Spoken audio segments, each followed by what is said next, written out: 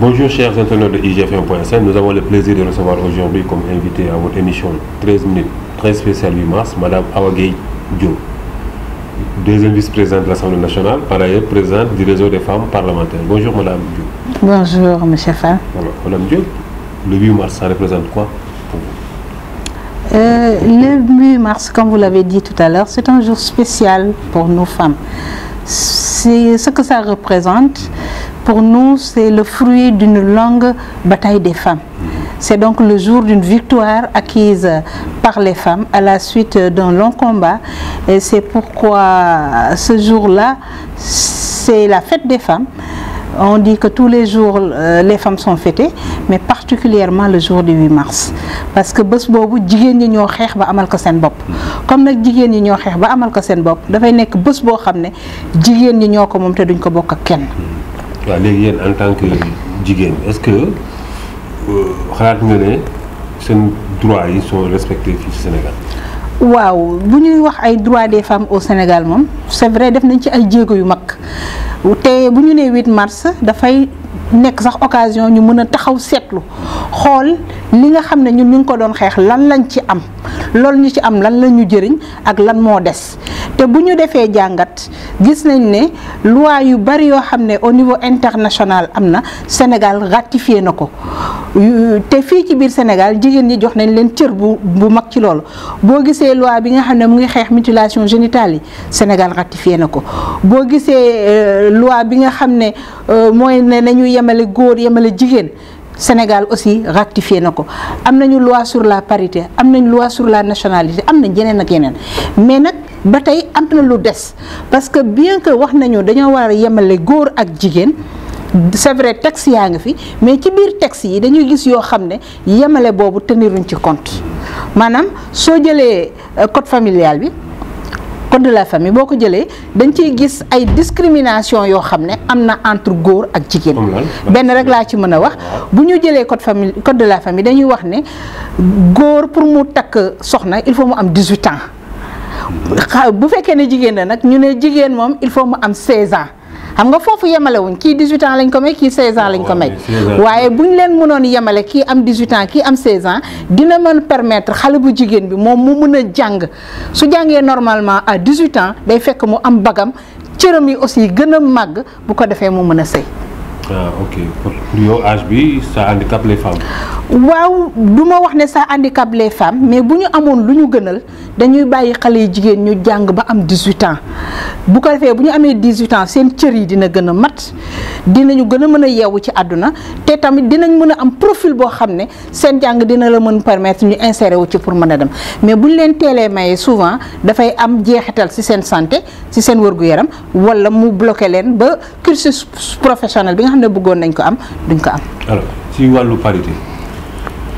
est-ce que xalaat nga ne c'est respecté à 100% à tous les échelons? waaw ci wàllu parité xam nga loi bi am nañ ko appliqué nañu loi bi depuis 2012 ñu ci gërëm bu baax njiit yi nga xam ne ñoo fi nekk son excellence monsieur le président de la république wante nag ci biir application boobu. gërëm ku ko kii. waaw Ablaye Wade moom moo ko fi njëkk a woote moom itam maa ngi koy sant di ko gërëm man je suis pas nihiliste donc moom it maa ngi koy sant di sant aussi monsieur le président de la république ñoom ñaar kenn mënu leen xaajale.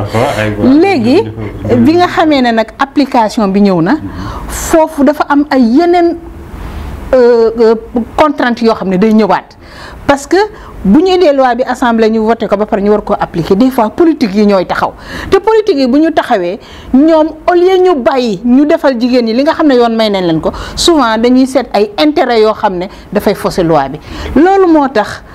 suñu jëlee 13e législature bi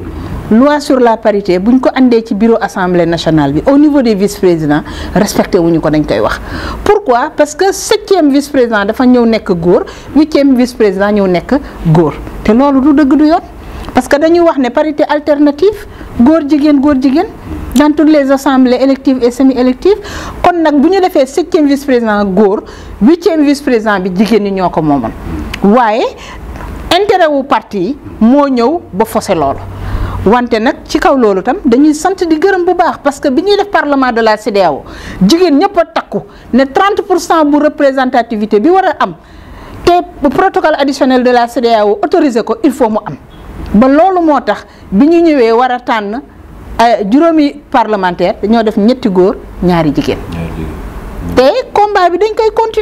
koy continuer pour que suñu demee di renouveler bureau assemblée nationale bi en 2019 bu ñu fi fekkee bakkan ñu ànd def bloc xeex ba ni ko loi bi waxee ñu def ko aussi ci règlement intérieur u assemblée nationale bi ñu respecté ko ba parité bi nekk loo xam ne kenn dootu ko laalati. waaw mais yéen du ngeen di kii parité mais est-ce que aussi capacité des femmes à gérer certains trucs aussi waaw ba loolu moom mooy catu góor ñi jigéen foo waxee jigéen rek ñu ne capacité te pourtant bu ñu waxee góor ñi kenn du wax capacité lu tax. non mais ñun naturellement suñu capacité bi dañ ko kii déet da ngeen kaa leen judduwaale loolu amu fi de loolu amu fi capacité yi judduwaale amu fi li fi nekk mooy expérience góor ñi dañoo am expérience jigéen ñi am expérience góor ñi jàng jigéen ñi jàng góor ñi am ay diplôme jigéen ñi am ay diplôme te jigéen ñi nag dafa am lu ñu leen rawee maanaam jigéen ñi ñoo leen gën a xam li nga xam ne moo nekk à la base jigéen ñi ñoo leen gën a xam li nga xam ne mooy population yi moom la ñuy dund ndax jigéen ñi ñoo nekk ci kër yi ñoo nekk ci marché yi ñooy dem ci xew yi ñoo nekk fépp école yi sax jigéen ñi nga fay fekk kon nag jigéen ñi yaakaar naa ne expérience bi ñu am ñoo ko ëppale foofu góor ñi waaye nag catu góor ñi mooy fon ne jigéen rek ñu ne ndax am na ay capacité ndax am na ay compétence fii boo ñëwee ci assemblée nationale bi wax nañ ko tout le temps ñu wax ko jigéen ñi lañ fiy liggéey góor ñi liggéeyuñ sax xaaj ba boo xoolee plénière bu ñëwee jigéen ñi musóor yaa fay ëpp boo xoolee participation yi jigéen ñaay gën a wax boo xoolee commission yi jigéen ñaa fa ëpp ñoo fay njëkk ñoo fay mujj te ñoom ñooy gën a animé commission yi kon nag nañ bàyyi jigéen ñi. waaw loolu kay kii la mais léegi maa ngi doon doxal si kaw gis pratiquement photo yi kii président assemblée fi jaar yëpp gisuma ko benn musuma. waaw loolu de am na loolu moom am na. Sénégal moom waaw xam nga moom xeex moom da ngay def ndànk-ndànk rek xeex moom étape par étape boo xoolee ne ca commencement ba benn jigéen la ñu amoon fii ci parlement bi ñuy dem di dem ba am 24% di dem ba am 42% am 41% noonu nga koy defee rek étape par étape xëy na mun nañu dem ba. parlement bi ku jigéen jiite ko parce que mën na nekk ndax am nañ fi ay jigéen yoo xam ne premier ministre lañu kon nag war nañoo mën a am jigéen boo xam ne moo jiite parlement bi donc loolu dañ ko bàyyi ci kanam dañ koy xeex dina ñëw incha allah. seen programme 8 mars. waaw suñu programme 8 mars ñun collectif des femmes parlementaires dañu wax ni dañuy ànd d'abord avec le ministre de la femme de la famille et du genre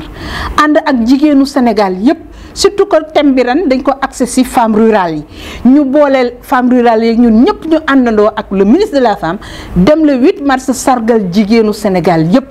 bu ñu ko defee nag ba passé comme ñun ay parlementaires la ne ay femmes politiques lañu kenn ku ci nekk dellu fa nga xam ne fa lañ la falee bu ko defee yow ak say population ngeen ànd fêter le 8 mars. Merci madame. Bonne fête. Merci beaucoup, bonne fête.